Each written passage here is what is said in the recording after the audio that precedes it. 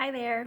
All right, so I know you're probably thinking, man, I thought I was going to get out of fitness testing because I'm only going to school at home, but you're not. So I'm going to talk you through why we're doing fitness testing and then kind of talk you through the slides a little bit. You're going to be able to have access to this slide deck and be able to follow it yourself as well while you're doing these actual activities. But I just wanted to give you a little bit of instruction on this video as well. So we're diving in.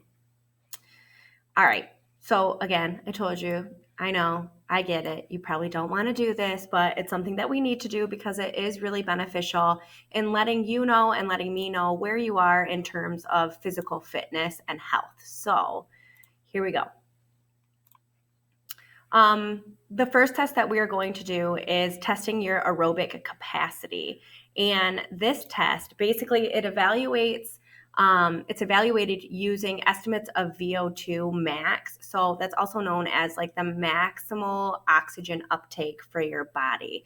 The VO2 max actually reflects the maximum rate that the respiratory, the cardiovascular, and the muscular systems can take in, transport, and use oxygen during exercise.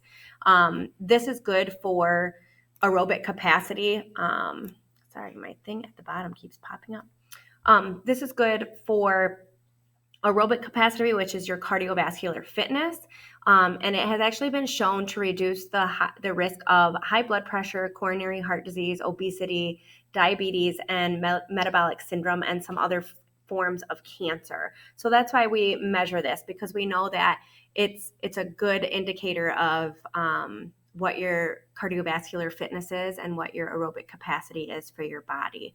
So the students in class are actually going to be doing the PACER test, which is why that's highlighted below. But I'm going to have you do the mile run at home, and then later on I'll explain a little bit more about that.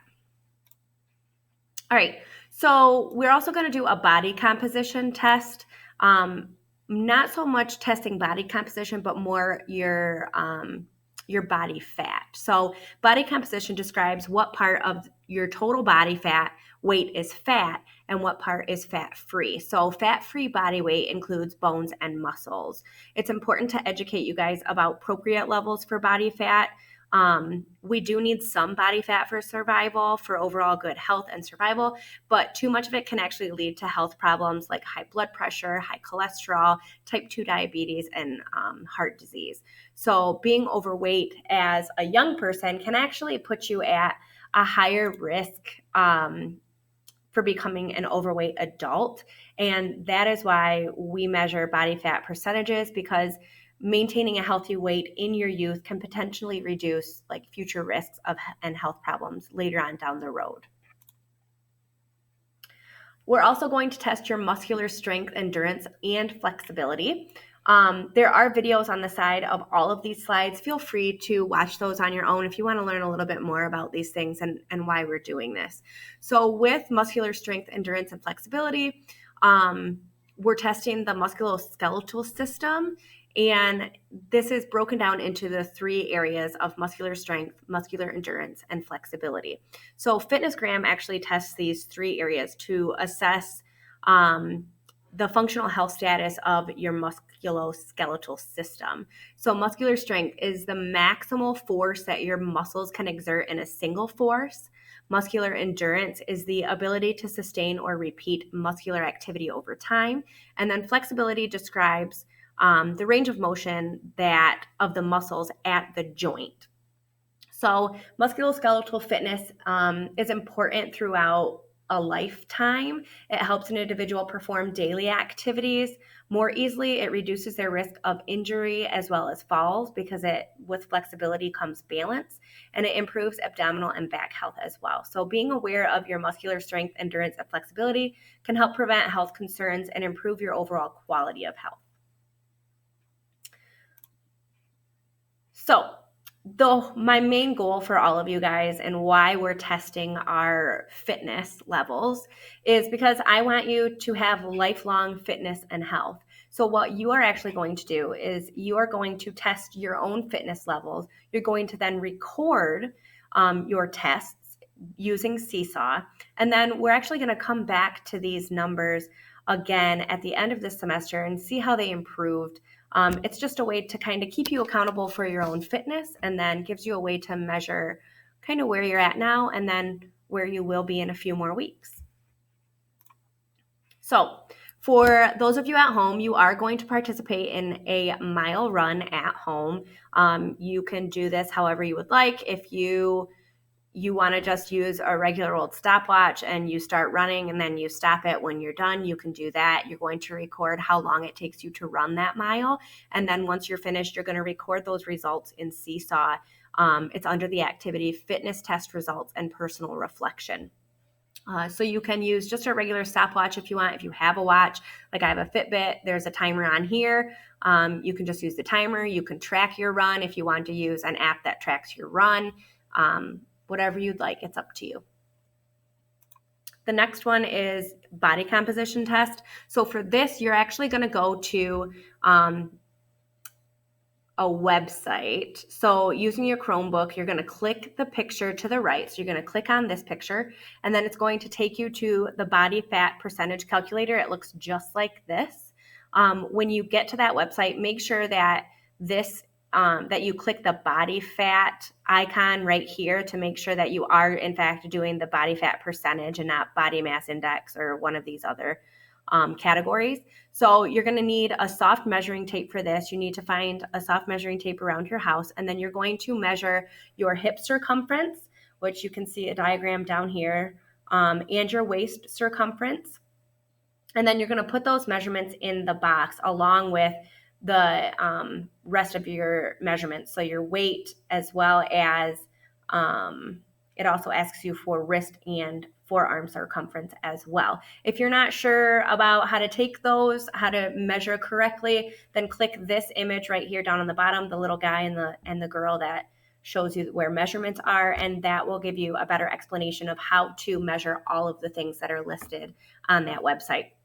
Once you're done with that, you're going to take the percentage that it gives you, and you're going to then record that on the same activity form in Seesaw. For the curl up test and the 90-degree angle push-up test, you will need some help with these. You're gonna follow the cadence that are that are on these YouTube videos for both of these things, and then always make sure that you record your results in Seesaw when you are done. So for the curl up test and the sit up test, I recommend that you ask a parent or guardian to help you. They're going to watch your form during both of these things, which here's the proper form down here at the bottom. And then they are going to be able to hit the cadence to start for you so you can start right away because it starts pretty quickly. You are then just going to follow the cadence for each of these things. It's going to tell you, okay, curl up, ready, up, down, and it's going to do that throughout the entire thing. So basically with the curl up cadence, you are going to stop after 75 curl ups are completed, or if you can't continue, and then or if you make 2 incorrect form mistakes. And then for the 90-degree push-up test, you are going to do the same thing. It's going to tell you, okay, down, up during that. And you are going to do this until you cannot do it anymore, or until you make 2 mistakes in form. Then make sure you record those results in Seesaw. For the trunk extensor strength and endurance test, you are going to need an adult's help for this as well, your parent or your guardian. If you have an older sibling, they're willing to help, that's fine too. For this one, it's just like the photos. You're going to lie facing down with your toes pointed and your hands placed under your thighs, like the image above. You're then going to lift your body off the floor slowly and controlled. You're going to bring your head up off the floor. And you need to do this to a maximum of 12 inches. So don't go over the 12-inch mark because we don't want your spine to not be in proper alignment while you're doing this.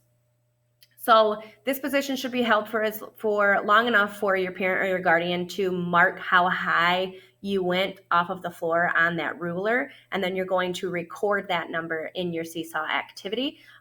You can do this 2 times and then take the higher number for your to record. For For the last test, this is the sit and reach test. You're going to need a yardstick and tape for this. If you have a measuring tape, like for equipment, that's one of those long ones that rolls up and it's kind of thick plastic, you could use that too.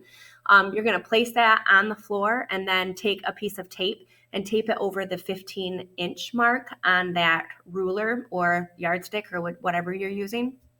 And then next, you're going to sit down on the mat and the floor, kind of like this gentleman right here, with your feet right where the tape line is. And then you are going to put both hands on top of each other like he is, and you're going to stretch forward as far as you can.